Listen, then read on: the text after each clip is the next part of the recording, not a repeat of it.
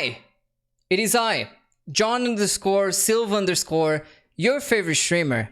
Hello chat, how are you doing? So many pogs, so cool. Today we have Mac Banana asking for the decodes, for me to decode an effect. He says, I'm really interested in the effect achieved around the smoke and across the whole painting. Alright, so as far as the effect goes, there's a long way and a short way. I will show you the long way first, and at the end I'll show you the kind of like short way. So one thing you need to, this is not going to be a long one, by the way. It's pretty simple because I'm just showing you the effect, right? Let's take the easiest one that I have here.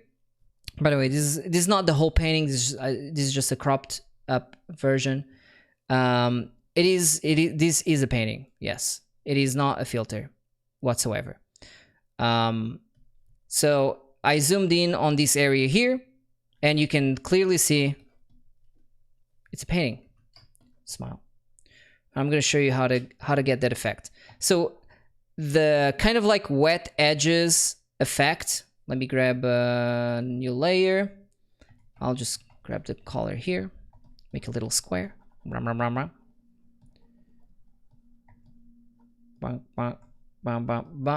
right, good enough. And make another layer so that I can just paint on top. Okay, so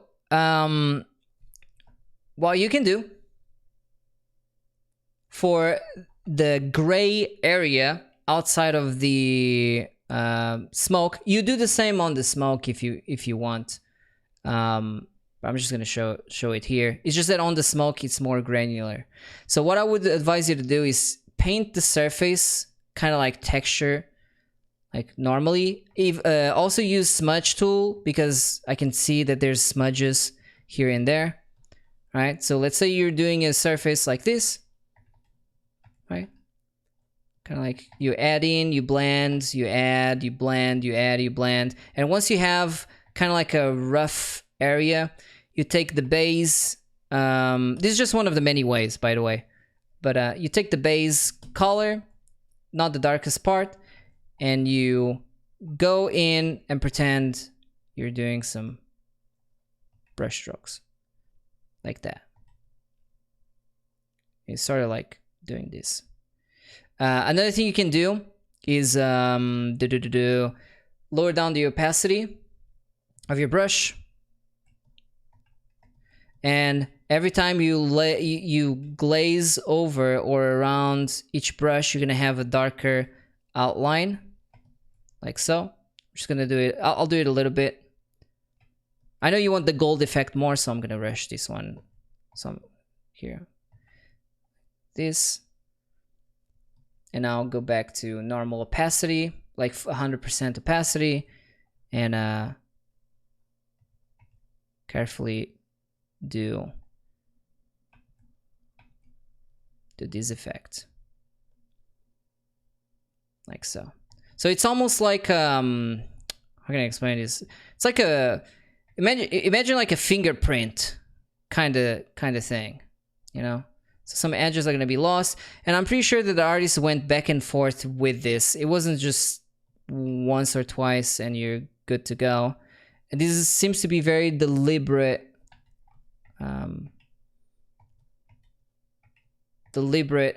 brush strokes. Even though it looks like it's chaotic, I'm pretty sure it's deliberate. I'm going in now with the smudge brush, and I'm kind of like doing those effects, like so.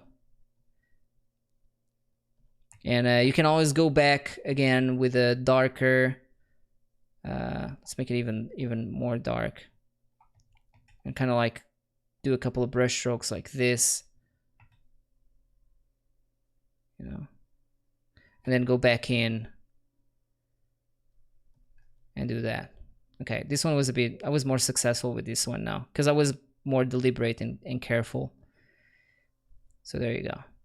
And then go in with the smudge brush and kind of like, there's a few areas that looks like it's smeared. So I can just go ahead and do that. All right, and you keep doing that over and over and over again. By the way, this artist is pretty meticulous. This must have taken a while to do, but just go to show that if you have patience, you can just go ahead and pretty much just do that. And it's a layering thing. You keep doing it back and forth, back and forth.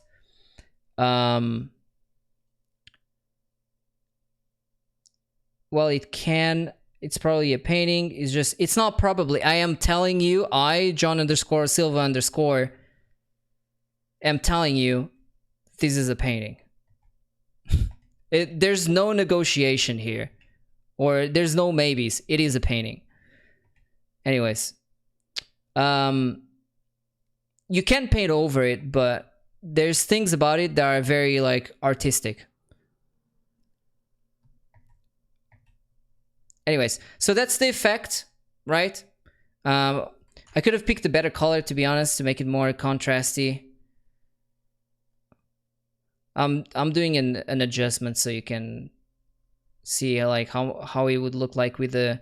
There you go, see? Now with a bigger contrast, it looks even closer. And of course, there's like some texture underneath already applied. I should have done that in the beginning, but there's like a little bit of texture. I'm using a chalk brush, and there's that. It could be achieved with the photo manipulation. You can do anything with photo manipulation. So that's for that part. Now the gold part effect. Let's lower this down here. And okay, so the gold, I'll color pick the colors because it's not a color question. It's gonna save us some time. So you obviously, I think this was done manually, and just the artist maybe used color burn and dodge maybe a little bit, but most likely color burn. If not, it was done manually. Either way, it's one or the other. But I'm gonna show you a way that you can actually get there pretty quick. Might not be exactly the same what the artist did, but you'll get there pretty quick. So first, set your base for the weird like smoke shape thing. All right, let's say this band is good enough. All right. Now at this point, you want to add shadows. I'll do it manually so you can see. I'm not gonna color pick this one. Shadows and stuff around the edges. He wants the inner edges to be obviously darker to contrast against like the smoke in there. So you're gonna have those, and then brighter in the areas here. So I would do this manually first before applying before going with the sharpen tool. Before going in with the color dodge or burn tool. Like so, can go even darker. If you want to add some texture as well. Yeah, I'm pretty sure he had some texture. Right. And then at this point, now that you prepped it, there's a lot more to it than what I'm saying. I'm gonna be honest with you. He's very, very, very, very, very meticulous. Like very meticulous. If he's using some kind of filter or whatever, then I don't know. But at least I'm showing you how to achieve the same thing regardless. But there's definitely a buildup of texture, different kinds of texture. So once you have that, at this point, you're gonna I'm gonna use a color dodge tool, and I'm gonna give highlights in some areas. I'm gonna brighten it up, give highlights in some areas like so. And then I'm gonna go in with the burn tool. You can do these manually. You don't have to use color dodge or burn tool. I guess this is like an easy way to go around it, but I'm just gonna go use the burn tool for that. And I would consider this to be sort of like quote unquote prepped. And I would go in manually again. So let's do the dark outline that he kind of like has going on. It's also kind of like textury as well, but yeah, this must have taken a while to do. Like so. He's very he's not clean in a sense of like he wants that scratchiness. So going like blah blah blah blah blah blah is a good thing in this case, which a lot of artists avoid. But yeah, going like this at this point is like the chicken scratch that everyone tends to avoid. He uses it a lot in his work, at least on this image. It's all he wants is that. All right, so you go around, do that. And you can even implement the thing we learned at the bottom here on the gray part. You can add a little bit of these and then go back in with the lighter one and do that.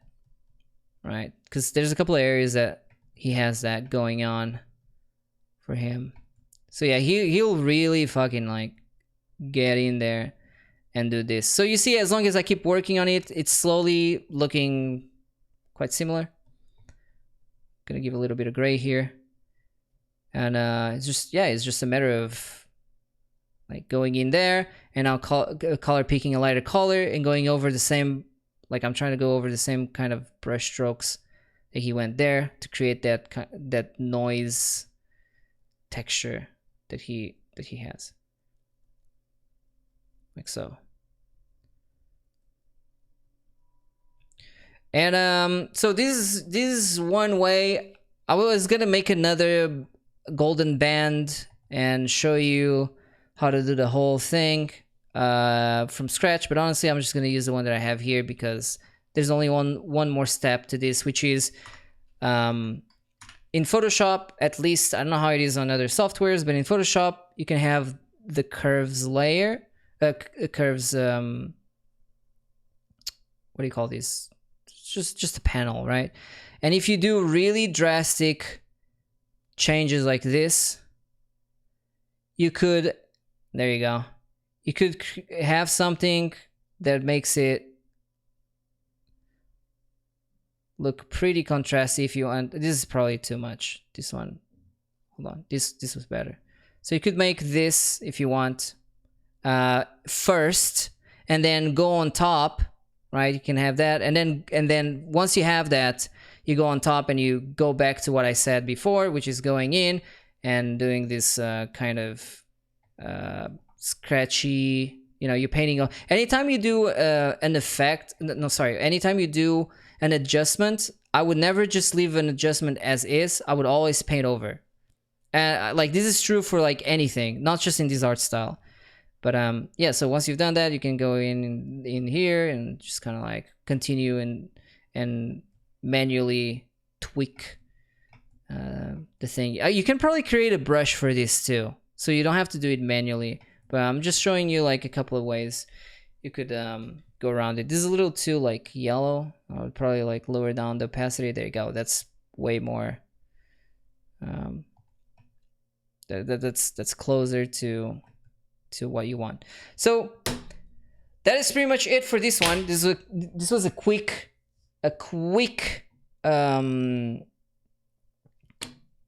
Decodes. I hope it was helpful. Don't forget that you can participate. We do the Silva Decodes at least once a month, if not more. All you gotta do to participate is be here when I do it. I don't really have a schedule or a day for it, so it happens when it happens. If you're here, smile. If you're not here, then frown in the chat. Anyways, I'll see you on the next one. Debarinos. I'm out.